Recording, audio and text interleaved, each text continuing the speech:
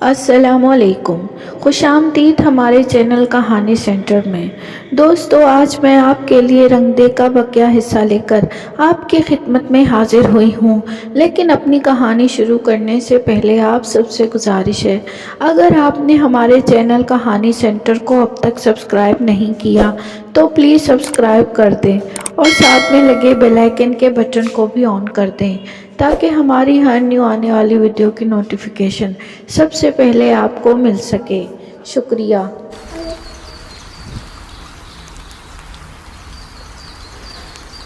امی جی کا تو اصرار تھا کہ وہ ولیمے والا جوڑا پہنے اور پورا زیور، مگر وہ بچوں کے ساتھ اتنا بھاری جوڑا پہننے کا تصور بھی نہیں کر سکتی تھی اور اس پر ان کی تاکید تھی کہ وہ پورا زیور بھی پہنے، مگر اس نے ماما کی طرف کا ایک بہت ہی نفیس کام والا سیاہ جوڑا پہنا تھا۔ گہرے میک اپ اور ہلکے زیورات میں وہ سیاہ رنگ میں بہت اچھی لگ رہی تھی۔ اس دن سعود بھی بہت خوش تھے، بقول امی جی کے آج ان کی ساری سہیلیاں جو آ رہی تھیں۔ اب ایسی باتوں پر اس نے اب اپسیٹ ہونا چھوڑ دیا تھا، ان کی کسی بات پر اب اسے دکھ نہیں ہوتا تھا، وہ جو مرضی کریں عالیہ کو کوئی سروکار نہیں تھا۔ وہ شیر سلمان کو پرام میں بٹھا کر باہر لان میں لے آئی، موسم بہت خوشگوار تھا، انتظامات بہت اچھے تھے، شہر کے مشہور کیٹرنگ کروائی گئی تھی، مگر اور ماما اور بابا اور سب لوگ آ چکے تھے، بہت عرصے بعد اس طرح اکٹھے بیٹھنے کا موقع ملا تھا۔ وہ شیر سلمان کو بھی اپنے ساتھ لے آئی تھی، وہ سب لوگ ان دونوں کو دیکھ کر بہت خوش ہو رہے تھے، ان کی پیاری پیاری باتیں اور حرکتیں انجوائے کر رہے تھے، کھانا بہت لذیذ تھا۔ باربیکیو کا بھی اہتمام تھا اور دیسی اور چائنیز ڈشز بھی بے شمار تھیں۔ کھانے کے بعد موسیقی کا پروگرام شروع ہوا، پاپ سنگرز کے بعد صوفی کلام کا دور چلا اور رات ڈھلنے لگی تھی جب وہ ماما اور بابا کو رخصت کر کے اندر آئی۔ بہت عرصے کے بعد وہ آج اس طرح اتنی خوشی ہوئی تھی۔ شیر سلمان سو رہا تھا، اس نے کاٹ میں اسے سلایا اور خود لباس تبدیل کرنے کے لیے ڈریسنگ روم میں آ گئی اور ابھی وہ زیورات اتار ہی رہی تھی کہ سعود بھی آ گئے۔ تم خود کو سمجھتی کیا ہو فضول عورت! وہ بے حد غصے میں تھے۔ کیوں، کیا ہوا؟ وہ حیرت سے بولی۔ کچھ ہوا ہی نہیں، وہ دہاڑ کر بولے۔ کیا کیا ہے میں نے؟ تم نے تو کچھ کیا ہی نہیں ہے، نافرمان عورت! جب امی جی نے کہا تھا کہ ولیمے والا جوڑا پہننا ہے اور سارا زیور، تو تم نے ان کا کہنا کیوں نہیں مانا؟ سعود، وہ کیا؟ انہوں نے تڑاک سے اس کے منہ پر تھپڑ دے مارا۔ شدت تکلیف سے وہ بلبلا اٹھی۔ کیا یہی میرا قصور ہے؟ میں اتنے بھاری کپڑے اور زیور نہیں پہن سکتی۔ کیوں نہیں پہن سکتی؟ بکواس کرتی ہو؟ پتہ نہیں امی جی کب کمرے میں آ گئی تھیں، جوتی اتار کے اس کے منہ پر مار، کہنا مانتے ہوئے اسے موت پڑتی ہے۔ شور کی آواز سن کر ابا جی اور دونوں بہنیں بھی آ گئی تھیں۔ کیا ہو رہا ہے؟ وہ نیچے قالین پر بیٹھی تھی اور اس کی ناک اور منہ سے خون بہہ رہا تھا، اس کی ساس اس کی پیٹھ پر جوتے مار رہی تھی اور وہ رو رو کر کہہ رہی تھی، مجھے مت ماریں، پلیز مجھے مت ماریں۔ سعود، کیا بات ہے؟ ابا جی غصے سے بولے۔ میں کیا پوچھ رہا ہوں کہ کیا ہوا ہے؟ ابا جی آپ بیچ میں مت بولیں، نواب زادی امی جی کا کہنا نہیں مانتی، لڑکی اپنی ساس کا کہنا مانا کرو۔ وہ رونا بھول گئی، یہ ابا جی کہہ رہے تھے، کم از کم اسے ان سے تو اس رویے کی توقع نہیں تھی۔ وہ بہت غصے میں تھے۔ آپ کیوں آ گئے ہیں؟ آپ کا یہاں کوئی کام نہیں، سعود سے خود سے سیدھا کر لے گا، سمجھتی ہے کالے سوٹ میں بڑی خوبصورت لگ رہی تھی، ولیمے کا سوٹ پہنتے ہوئے تکلیف ہو رہی تھی۔ بڑی آپا شدید غصے میں تھی، آج اس نے ہماری ناک کٹوا دی ہے، چھوٹی آپا بولی۔ چلو دفع کرو، جانے دو، ابا جی نے کمال مہربانی دکھائی۔ سعود نے جاتے جاتے اسے ایک ٹھڈا مارا، عالیہ کو یوں لگا جیسے اس کے کولہے کی ہڈی ٹوٹ گئی ہے، وہ نڈھال ہو کر آنکھیں بند کیے فرش پر پڑی تھی۔ ان لوگوں کے چیخنے دہاڑنے کی آوازیں سن کر شیر سلمان جاگ گیا تھا، وہ رو رہا تھا۔ سب لوگ کمرے سے باہر چلے گئے تھے۔ اس میں اتنی سکت نہیں تھی کہ وہ اٹھ کر دوسرے کمرے میں جا سکتی۔ پتہ نہیں وہ کتنی دیر تک روتا رہا تھا۔ سارا جسم دکھ رہا تھا اور جسمانی تکلیف سے زیادہ اسے روحانی تکلیف تھی۔ لگتا تھا جیسے کسی نے اس کی روح کو زخم زخم کر دیا تھا۔ وہ ساری رات ایک لمحے کے لیے بھی نہیں سو سکی تھی۔ درد ہی اس کا بلا کا تھا، ناقابل برداشت شدت تھی۔ رو رو کر وہ تھک چکی تھی۔ پیاس سے اس کے حلق میں کانٹے چبھ رہے تھے۔ کاش کوئی اسے پانی پلا دے۔ پھر جیسے اس کے کانوں میں آواز آنے لگی، انا للہ و انا الیہ راجعون۔ اس نے زور زور سے انا للہ پڑھنا شروع کر دیا اور جیسے کسی نے اس کے زخموں پر مرہم رکھ دیا ہو۔ دھیرے دھیرے درد کا احساس کم ہونے لگا۔ زخمی روح کو جیسے قرار آنے لگا۔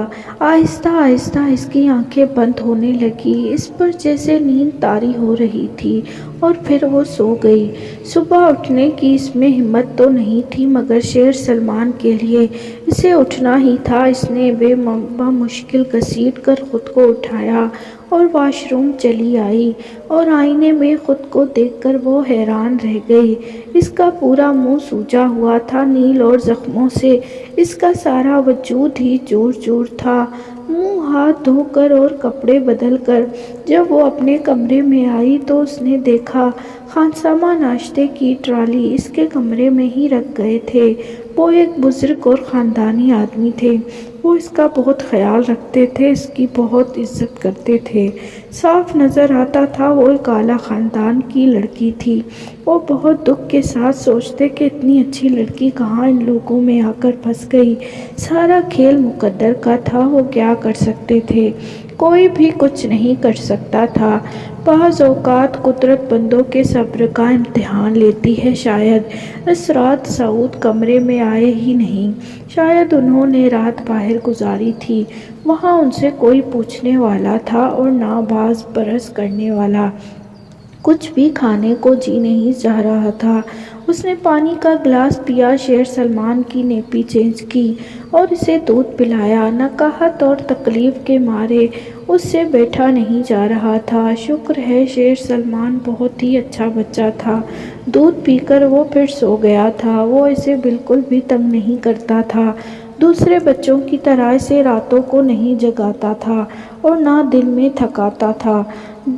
درد کرنے کی 2 گولیوں کے ساتھ اس نے نیند کی 1 گولی بھی کھائی اور دروازہ لاک کر کے سو گئی۔ فون کی گھنٹی کی آواز پر اس کی آنکھ کھلی تھی۔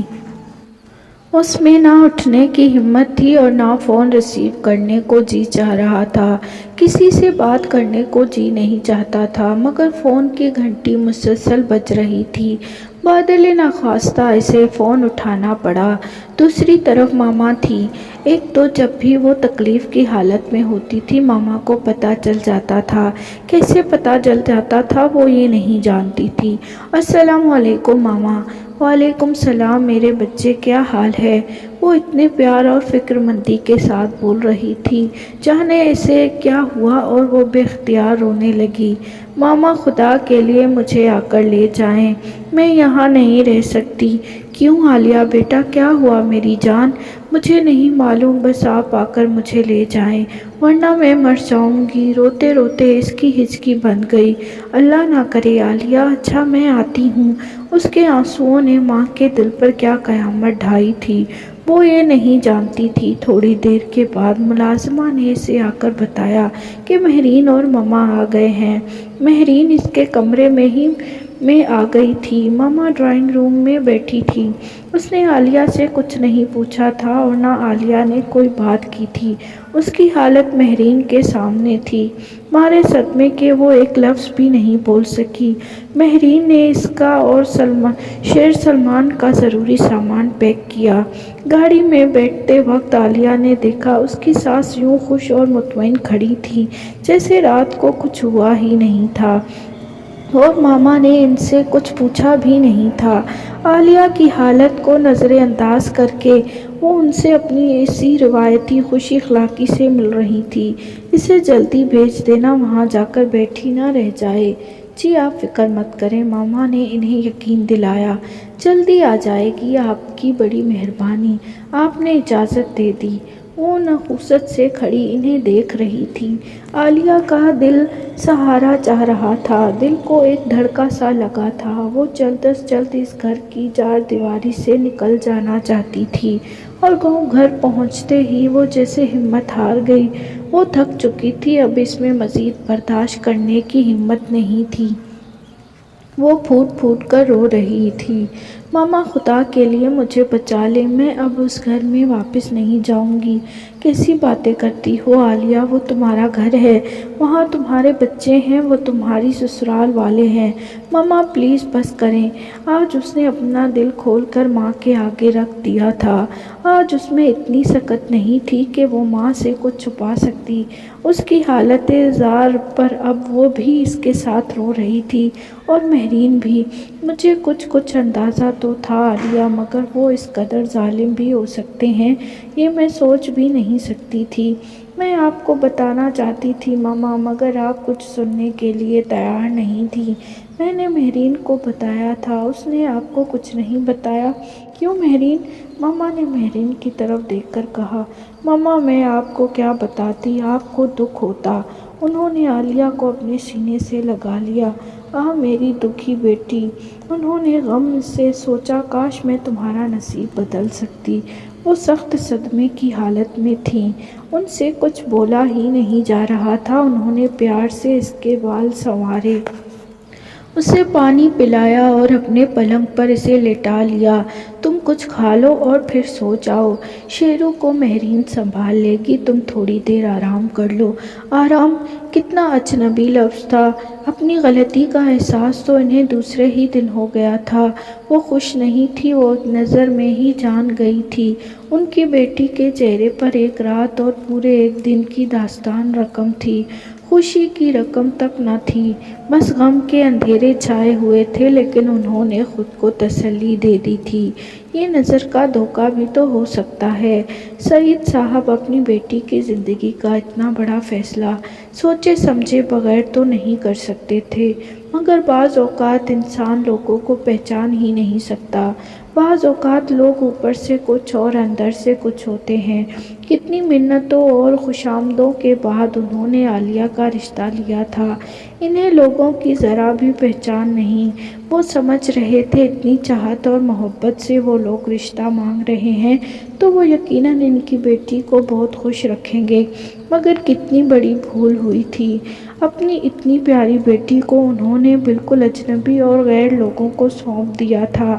ایک مرتبہ ملنے یا گھر بار دیکھ لینے سے تو پتہ نہیں چلتا کہ لوگ کیسے ہیں، مگر سعید صاحب جانتے تھے۔ وقار صاحب تو ان کے پرانے دوست تھے، پھر انہوں نے کتنے اصرار، محبت اور چاہت کے ساتھ ہماری بیٹی کو مانگا تھا۔ لگتا تھا جیسے دل پر دکھوں کا پہاڑ آن گرا تھا، وہ بھاری بوجھ تلے دب گئی تھی۔ اب کیا ہو سکتا تھا، سوچ سوچ کر ان کا دماغ معیوب ہو گیا تھا۔ اپنے ابا سے کچھ مت کہنا، وہ یہ صدمہ برداشت نہیں کر پائیں گے۔ ماما میں اب اس گھر میں واپس نہیں جاؤں گی، میں سعود سے طلاق لینا چاہتی ہوں۔ نہیں عالیہ، اتنا بڑا فیصلہ اتنی جلدی نہیں کرتے۔ جلدی ماما؟ پورے 2 سال ہو گئے ہیں، پوری زندگی گزر جاتی ہے بیٹا۔ شادی کے بعد لڑکیوں کو بہت کچھ برداشت کرنا پڑتا ہے، اب اور کتنا برداشت کروں؟ میں تمہاری ساس سے بات کروں گی۔ نہیں، آپ ان سے کوئی بات نہیں کریں گی، آپ ان لوگوں کو نہیں جانتی، وہ مجھے جان سے مار دیں گے۔ ایسے کیسے مار دیں گے؟ تم ابھی آرام کرو، کوئی نہ کوئی حل نکل ہی آئے گا، بہت سوچ سمجھ کر فیصلہ کرنا پڑے گا۔ اور پورے 4 دن سوچنے کے بعد انہوں نے جو فیصلہ کیا تھا وہ عالیہ کی توقع کے بالکل خلاف تھا۔ عالیہ، میں نے بہت سوچا ہے، ہر پہلو پر غور کیا ہے، بات مردوں تک نہیں پہنچنی چاہیے۔ تم ان کا ہر کہنا مانو گی، ویسے بھی اس گھر میں سب تم سے بڑے ہیں، بڑوں کا کہنا ماننا چاہیے۔ وہ تمہاری ساس ہے، ان کا احترام تم پر لازم ہے۔ تم انہیں خوش رکھنے کی کوشش کرو، اگر وہ تم سے خوش ہوں گی تو تمہارا شوہر بھی تم سے خوش ہوگا۔ تمہیں سالگرہ والے دن ان کی خواہش پر ان کی پسند کے کپڑے پہننے چاہیے تھے۔ ویسے بھی لڑکی جب سسرال کی طرف کے کپڑے پہنتی ہے تو وہ لوگ بہت خوش ہوتے ہیں۔ اگر بری کے کپڑے پسند نہ بھی ہوں تو عقل مندی اسی میں ہے کہ اپنی ساس نندوں کو خوش کرنے کے لیے شوق سے ان کے بنائے ہوئے کپڑے پہنیں، کیونکہ وہ انہوں نے بہت شوق اور محبت سے بنائے ہوتے ہیں۔ اور تمہاری بری تو بہت خوبصورت اور قیمتی تھی۔ بہت کم لڑکیوں کو ایسے ملبوسات نصیب ہوتے ہیں۔ اگر اس دن تم ولیمے والا جوڑا اور زیور پہن لیتی تو یہ سارا جھگڑا ہی نہ ہوتا۔ دراصل انہیں تم سے اس نافرمانی کی توقع نہیں تھی۔ سب ٹھیک ہو جائے گا بیٹا، ساس سسر ہمیشہ نہیں رہیں گے، تمہاری نندوں کی بھی شادیاں ہو جائیں گی، اچھا وقت آ ہی جائے گا۔ شادی کے شروع کے سال ذرا مشکل ہوتے ہیں، پھر حالات ٹھیک ہو جاتے ہیں۔ جی نہیں ماما، میرے حالات کبھی ٹھیک نہیں ہو سکتے۔ دراصل آپ کو صورتحال کا اندازہ ہی نہیں، اور ان کی بہنوں کی شادیاں کبھی نہیں ہو سکتی۔ اب اس عمر میں کون ان سے شادی کرے گا؟ اور جو لوگ ان کو جانتے ہیں وہ ان کی خصلتوں سے، ان کی عادتوں سے واقف ہیں۔ آنکھوں دیکھی مکھی کون نگلتا ہے، ایسے نہیں کہتے بیٹا۔ وہ تمہاری نندیں ہیں، نندیں میں جانتی ہوں وہ میری نندیں ہیں۔ آپ تو کہا کرتی ہیں کہ سسرالی رشتے محبت کے رشتے ہوتے ہیں، مگر یہاں محبت کہاں ہے؟ کسی کے دل میں میرے لیے نرم گوشہ بھی نہیں ہے، محبت کہاں سے ہوگی؟ وہ دکھ سے بولی۔ بہرکیف آج کے بعد تم طلاق کا لفظ منہ سے نہیں نکالو گی۔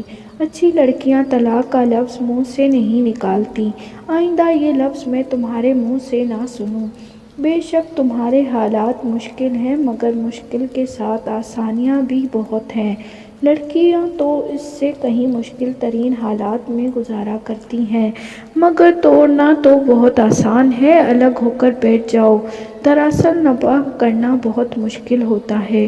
تمہاری 3 بہنیں اور بھی ہیں، تم طلاق لے کر آ جاؤ گی تو ان کو بیاہنے کون آئے گا؟ اچھی عورت وہی ہوتی ہے جس سے اس کا شوہر خوش ہو، جو شوہر کی نافرمان بردار ہو، جو سسرال کی عزت کرے۔ اور ماما کے اس فیصلے نے جیسے رہی سہی کسر بھی پوری کر دی تھی، وہ بالکل ہی ٹوٹ گئی۔ 1 ہفتے کے بعد پھر وہ اپنے نام نہاد گھر میں آ گئی تھی۔ اپنی بہنوں کے بہتر مستقبل کے لیے اس نے نئے سرے سے ہر نئی افات کو برداشت کرنے کا فیصلہ کر لیا تھا۔ اس کے حالات تو نہیں بدلے، اس نے ہی خود کو بدل لیا تھا۔ وہ ان لوگوں کے اشاروں پر چلنے لگی تھی۔ زندگی اتنی سہل تو نہیں تھی، مگر اتنی مشکل بھی نہیں رہی تھی۔ جب بھی زندگی میں کوئی مشکل مقام آتا ہے، وہ وہی خواب والی آیت کثرت سے پڑھنے لگتی ہے۔ وقت بہت تیزی سے گزر رہا تھا۔ مہرین کی ایک آرمی آفیسر کے ساتھ شادی ہو گئی تھی۔ اس کے سسرال والے بہت اچھے لوگ تھے اور ان لوگوں کی طرح بہت زیادہ دولت مند تو نہیں تھے، مگر اخلاق اور محبت کے معاملے میں وہ بہت امیر واقع ہوئے تھے۔ مہرین کو ان کے گھر میں بے حد عزت اور محبت اور قدر و اہمیت ملی تھی۔ وہ جب اسے خوش دیکھتی تو اس کے دل میں ایک اطمینان سا اتر آتا کہ اس کی قربانی رائے گاہ نہیں گئی۔ ہمیشہ کی طرح اس نے شکرانے کے نفل ادا کیے۔ پھر ہمایوں کی بھی شادی ہو گئی۔ اس کی دلہن ڈاکٹر تھی اور وہ دونوں مزید پڑھنے کے لیے باہر جا رہے تھے۔ دونوں بہت خوش تھے اور عالیہ ان کی خوشیوں میں خوش تھی۔ وہ ان کی خوشیوں میں پوری طرح شامل تو نہیں تھی، مگر وہ اندر سے خوش تھی۔ بچے بڑے ہو گئے تھے، دونوں اسکول جانے لگے تھے، دونوں کو پڑھانے کی ذمہ داری اس کے سر پر تھی اور وہ بہت خوش تھی کہ تعلیم کے ساتھ ساتھ اسے ان کی تربیت کرنے کا موقع بھی مل رہا تھا۔ شیر زمان اگرچہ دادی اور پھپھو سے بہت مانوس تھا، مگر وہ ماں سے بھی بہت محبت کرتا تھا۔ وہ دونوں بچوں کو جی جان سے پڑھاتی تھی۔ دونوں بچے بہت لائق تھے، کلاس میں ہمیشہ اول آتے تھے۔ ان کی اچھی رپورٹس اور اچھے ریمارکس پڑھ کر اس کا دل خوش ہو جاتا تھا۔ اس کی محنت رنگ لا رہی تھی۔ ٹیچر پیرنٹس میٹنگ میں اسے اکیلے ہی جانا پڑتا تھا، ایک آدھ دفعہ عالیہ کے سوا سعود اس کے ساتھ نہیں جا سکے تھے۔ اس کی مصروفیات ہی بہت زیادہ تھیں، بچوں کے لیے ان کے پاس وقت نہیں تھا۔ اس سال ایمن بھی ایمن بھی پیا سدھار گئی تھی اور فاطمہ کو مہرین کی ساس نے اس کے دیور کے لیے مانگ لیا تھا۔ ایک طرح سے ماما اور بابا تو فارغ ہی ہو چکے تھے۔ ایمن اپنے گھر میں بہت خوش تھی۔ کبھی کبھی تو عالیہ کو یقین ہی نہیں آتا تھا، پتہ نہیں اس کی بہنیں صحیح معنوں میں خوش بھی تھیں کہ نہیں، یا وہ عالیہ کی طرح خود کو خوش ظاہر کرنے کی اداکاری کر رہی تھیں، جیسے 2 سال تک اس نے ماما سے اپنے حالات چھپائے رکھے تھے۔ اکثر اسے وہم ستانے لگتا، آخر وہ اسی کی بہنیں تھیں۔ ماما کی تربیت نے انہیں ہر حال میں ڈھل جانے کی صلاحیت سے مالا مال کر رکھا تھا۔ مشکل ترین حالات میں بھی انہوں نے خود کو بڑی آسانی سے ایڈجسٹ کر لیا ہوگا۔ اللہ کرے واقعی وہ خوش ہوں۔ وہ بے حساب دعائیں مانگا کرتی اور عالیہ اب جان گئی تھی کہ ماما اسے کتنا پیار کرتی تھی، اس کے لیے وہ کتنی بے چین اور بے سکون رہتی تھی۔ وہ ظاہر نہیں کرتی تھی مگر اسے معلوم تھا وہ اس کے غم میں گھل رہی تھیں۔ ان کی صحت پہلے جیسی نہیں رہی تھی۔ ہائی بلڈ پریشر اور شوگر کے مرض نے انہیں بہت کمزور کر دیا تھا۔ وہ جانتی تھی یہ دونوں مرض انہیں اسٹریس کی وجہ سے ہوئے تھے، اور اگرچہ اس نے اس دن کے بعد اسے کچھ نہیں بتایا تھا اور انہوں نے کبھی اس سے پوچھا بھی نہیں تھا، مگر اسے معلوم تھا وہ اس کے لیے بہت پریشان رہتی تھی۔ اکثر اسے دکھ ہوتا کاش وہ ماما کو بھی کچھ نہ بتاتی۔ کبھی کبھی وہ بہت پچھتاتی کاش وہ ماما کو اس صدمے سے دوچار نہ کرتی، مگر 10 سال پہلے اس میں اتنا حوصلہ نہ تھا، اتنا شعور۔ اب تو اس نے سب کچھ اللہ پر چھوڑ دیا تھا۔ اللہ بہترین فیصلہ کرنے والا ہے اور اللہ جو کرتا ہے بہتر کرتا ہے۔ اس دوران عالیہ کی دوستی عذرا آپا سے ہو گئی۔ وہ سامنے والے گھر میں رہتی تھی۔ ان کے حالات کے علم تو اسے آغاز ہی میں ہو گیا تھا۔ ان کے شوہر پرویز صاحب 20ویں گریڈ کے افسر تھے۔ ان کے 3 بچے تھے۔ ان کے شوہر میں سب وہی اوصاف تھے جو سعود میں تھے۔ فرق صرف اتنا تھا کہ سعود کے گھر میں اسے کھانے پینے کی کوئی تنگی نہیں تھی اور اب ماں بابا کے گھر جانے پر کوئی پابندی نہیں تھی، جبکہ عذرا آپا کو میکے والوں سے ملنے کی اجازت نہیں تھی اور روز مرہ کے اخراجات کے لیے وہ ایک پیسہ بھی نہیں دیتے تھے۔ ان کا میکہ کوئٹہ میں تھا اور کوئٹہ جانے کے لیے وہ اتنا کرایہ برداشت نہیں کر سکتے تھے۔ اب والدین بھی نہیں رہے تھے اور بہن بھائی اپنے حالوں میں مست تھے، کبھی کبھی ان کی مدد کر دیا کرتے تھے۔ شکر ہے وہ بچوں کی فیس افورڈ کر رہے تھے، ورنہ وہ کیا کر سکتی تھی۔ پرویز صاحب ان کے ماموں زاد تھے، مگر کسی رشتہ دار کا انہیں کوئی احترام نہیں تھا اور نہ لحاظ۔ اکثر ان لوگوں کے گھر میں فاقوں تک نوبت آ پہنچتی تھی۔ کھانا سعود کے ہاں سے جاتا۔ امی جی بہت خوش ہو کر ٹرے سجا سجا کر ان کے گھر کھانا بھیجتیں۔ آنکھیں بند، کان بند اور زبان بند کر کے تو گزارا ہو جاتا تھا، بالکل عالیہ کی طرح۔ لیکن جب بھی عذرا آپا نے زبان کھولی ان کا سارا وجود نیل نیل ہو جاتا، جسم کے زخموں کے ساتھ ساتھ ان کی روح بھی لہو لہان ہو جاتی۔ اس دن بھی وہ کافی عرصے بعد ان کے گھر آئی تھی۔ عذرا آپا خیریت ہے؟ انہیں دیکھ کر عالیہ دھک سے رہ گئی۔ ماتھے پر گہرے زخم کا نشان تھا، دونوں آنکھوں پر ورم اور نیل تھا، دونوں بازو بھی زخمی حالت میں تھے اور ان کے گھٹنے پر بھی چوٹ لگی تھی جس کی وجہ سے وہ لنگڑا کر چل رہی تھی۔ عالیہ کو ایک گہرے تاسف نے آن گھیرا۔ اتنے دن اگر وہ نہیں آئی تھی تو کاش وہی ان کا حال پوچھ لیتی۔ کیا ہوا عذرا آپا، یہ چوٹیں کیسے لگیں؟ کیسے لگی تجھے نہیں پتہ کیسے لگی؟ امی جی طنزیہ ہنسی کے ساتھ بولی، سعود سے مار کھا کر تیرا بھی یہی حال ہوتا ہے۔ وہ یکدم چپ کر گئی۔ عذرا آپا کی آنکھوں میں بے اختیار آنسو آ گئے۔ اب ہوا کیا تھا؟ پرویز کو کیا موت پڑی تھی؟ امی جی نے پوچھا۔ باجی وہی پرانا سیاپا، عذرا آپا انتہائی دکھ کے ساتھ بولی۔ گھر میں راشن بالکل ختم ہو گیا تھا، بس مجھ سے یہی غلطی ہو گئی جو ان سے کہہ دیا کہ گھر میں کھانے کے لیے کچھ نہیں ہے۔ دال تک گھر میں نہیں تھی، میں کیا پکاتی؟ بچے بھوک سے بل رہے تھے، انڈے ڈبل روٹی تک منگوانے کے پیسے نہیں تھے۔ بھائیوں سے میں کب تک خرچ منگواؤں؟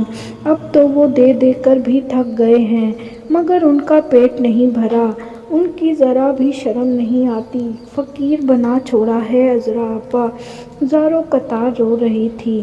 عذرا نہ رو، میرے دل کو کچھ ہوتا ہے۔ بہو کے آنسو دیکھ کر تو کبھی آپ کے دل کو کچھ نہیں ہوا، اسے لہو لہان دیکھ کر تو آپ کا دل خوش ہوتا ہے، عالیہ کہنا چاہتی تھی، مگر وہ اپنے اندر اتنی جرأت کہاں سے لاتی؟ عذرا آپا کے لیے اس کا دل کڑ رہا تھا، کاش وہ ان کے لیے کچھ کر سکتی۔ عذرا میری مان تو پرویز کو چھوڑ دے اور اس کی اولاد کو دفع کر اور اپنے بھائیوں کے گھر چلی جا، ان پر تیری 2 وقت کی روٹی بھاری نہیں ہوگی۔ باجی آپ کیسی باتیں کر رہی ہیں، میں بچوں کو کس طرح چھوڑ سکتی ہوں، خاص طور پر اپنی بیٹیوں کو؟ کل کو ان کی شادیاں ہونی ہیں، لوگ کیا کہیں گے کہ ان کی ماں چھوڑ کر چلی گئی تھی؟ بے شک میرے بھائی امیر کبیر ہیں، پر باجی اپنا گھر تو اپنا ہوتا ہے نا؟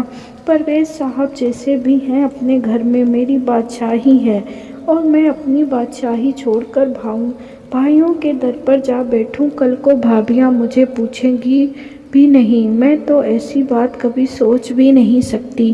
عذرا کی بات سن کر امی جی شرمندہ سی ہو گئی۔ دفعہ دور، پھر اس سے جوتے کھاتی رہو اور خوش ہوتی رہو۔ عذرا آپا نے اپنے آنسو پونچھے۔ باجی میری امی نے مرتے وقت وصیت کی تھی کہ حالات جیسے بھی ہوں کبھی خاوند کا گھر نہیں چھوڑنا، کہتی تھی عورت کا اصل ٹھکانہ اس کے خاوند کا گھر ہوتا ہے۔ میری ماں نے تو ہمیں یہی بات سکھائی ہے کہ خاوند اگر ٹوٹے ہوئے چھتر بھی کھانا رکھ کے دے تو 100 بسم اللہ کر کے کھا لینا چاہیے۔ باجی جو عورت خاوند کا گھر چھوڑ دے اس کی بھی کوئی عزت نہیں ہوتی۔ عالیہ آج عذرا آپا سے بہت متاثر ہوئی تھی، ان کا دکھ اور پھر ان کا صبر اور شکر۔ اس رات اس نے بہت دنوں کے بعد شکرانے کے نفل پڑھے۔ اللہ کا شکر ہے کتنے لوگوں سے اچھے حالات تھے اس کے، بندہ واقعی کتنا ناشکرا ہے، اللہ کی کتنی نعمتوں کا تو اسے ادراک ہی نہیں ہوتا۔ اس نے سچے دل سے اللہ کو پکارا، اے رؤوف الرحیم، اے رب الکریم، اس نعمت کے لیے تیرا ڈھیروں شکر جو تو نے عطا فرمائی، اور ہر اس نعمت کے لیے بھی تیرا لاکھ لاکھ شکر جو تو نے نہیں عطا فرمائی کہ اسی میں میری بہتری ہے، کیونکہ تو سب جاننے والا ہے اور میں نہیں جانتی۔ اس رات اس نے کتنے سالوں کے بعد پھر وہ خواب دیکھا تھا، وہ خانہ کعبہ کے طواف کر رہی تھی، حرم لوگوں سے بھرا ہوا تھا، اتنے بے حساب اور بے شمار لوگوں کے درمیان اس نے محسوس کیا وہ اکیلی نہیں تھی، کوئی اس کے ساتھ تھا، سفید احرام میں وہ اس کے پیچھے چل رہے تھے۔ اس کی نظریں خانہ کعبہ کے سیاہ غلاف پر تھیں اور وہ آیت کریمہ پڑھ رہی تھی، چاروں طرف وہی مہک پھیلی ہوئی تھی جو 2 مرتبہ وہ پہلے بھی محسوس کر چکی تھی، روح میں اتر جانے والی خوشبو۔ وہ انہیں دیکھ نہیں سکتی تھی مگر وہ جانتی تھی وہ وہی تھے، وہ روشن پیشانی، بڑی بڑی جھکی ہوئی آنکھیں، سرخ و سفید دمکتی ہوئی رنگت اور سنہری داڑھی۔ وہ کلمہ طیبہ پڑھ رہے تھے۔ طواف کعبہ کے بعد ان بزرگ کی ہستی نے ایک شخص کی طرف اشارہ کیا، ابھی وہ ان کی ایک جھلک ہی دیکھ پائی کہ اس کی آنکھ کھل گئی تو وہ آیت کریمہ کا ورد کر رہی تھی اور اس کے دل پر ایک گہرا سکون نازل ہو رہا تھا، وہ عجیب سی کیفیت سے دوچار تھی، ایک ناقابل بیان کیفیت۔ وہ اس سے بے خبر تھی کہ آج پھر انہوں نے اسے کچھ عطا کیا تھا، یقیناً اللہ اس سے خوش تھا۔ یا اللہ میرا شمار شکر کرنے والوں اور عبادت کرنے والوں میں لکھ دے، یا اللہ تو مجھ سے راضی ہو جا اور مجھے اپنی رضا میں راضی ہونے کی توفیق عطا فرما۔ فاطمہ کی شادی میں چند دن رہ گئے تھے، سارے بہن بھائی اور رشتہ دار آ چکے تھے، مگر ابھی تک اسے اجازت نامہ نہیں ملا تھا اور ان کی مرضی کے بغیر وہ کس طرح جا سکتی تھی۔ اگلے دن وہ اپنے کمرے میں بیٹھی تلاوت قرآن پاک کر رہی تھی کہ اس کے سسر کے کمرے میں آ گئے۔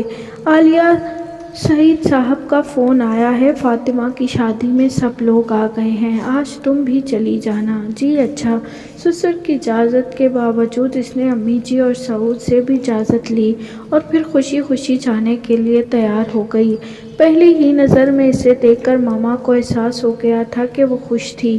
اس کے سارے وجود پر ایک اطمینان سا چھایا ہوا تھا۔ ایک عرصے کے بعد اسے دیکھ کر ان کے دل میں خوشی کے جذبات جاگے تھے اور انہوں نے اللہ کا شکر ادا کیا۔ شیر سلمان اس کے ساتھ تھا جبکہ شیر زمان اپنی دادی کے ہمراہ آنے والا تھا۔ سالوں کے بعد وہ سب لوگ اکٹھے ہوئے تھے۔ اس گھر کی آخری شادی تھی اور سب لوگ بے حد خوش تھے۔ کتنا اچھا لگ رہا تھا، فاطمہ رخصت ہو کر چلی جائے گی۔ سب کو اطمینان تھا، مہرین اس کے ہمراہ گئی تھی جبکہ باقی سب لوگ اگلے دن ولیمے پر جانے والے تھے۔ ایک یقین تھا کہ انشاءاللہ تعالی وہ بہت خوش رہے گی، مہرین ہی کی طرح جیسے اس کی سسرال والوں نے ہاتھوں ہاتھ لیا تھا اور جسے نہ صرف شوہر بلکہ سسرال میں سب لوگوں کا پیار محبت اور توجہ ملی تھی۔ وہ لوگ صحیح معنوں میں عزت، قدر اور محبت کرنے والے تھے۔ ان سے رشتہ داری کر کے بابا اور ماما کی قدر و قیمت میں اضافہ ہو گیا تھا۔ بہن کی شادی کے بعد جب وہ گھر آئی تو ایک نیا مسئلہ سر اٹھائے کھڑا تھا۔ اچانک امی جی کو تیسرے بچے کا خیال ستانے لگا تھا۔ سعود نے اس سے بات کی تو وہ چپ کی چپ رہ گئی۔ اب امی جی قدرت کی باتوں پر بھی دخل اندازی کرنے لگی تھی۔ توجہ نعوذ باللہ، اب وہ اللہ کے نظام کو بھی اپنے ہاتھ میں لینا چاہتی تھی۔ کیا یہ بندے کے اختیار میں تھا؟ انسان کے چاہنے نہ چاہنے سے کیا ہوتا ہے، یہ تو اللہ کے ہاتھ میں تھا۔ وہ جب چاہے اور جسے چاہے اولاد کی نعمت سے نواز دے۔ اس کہانی کا اگلا حصہ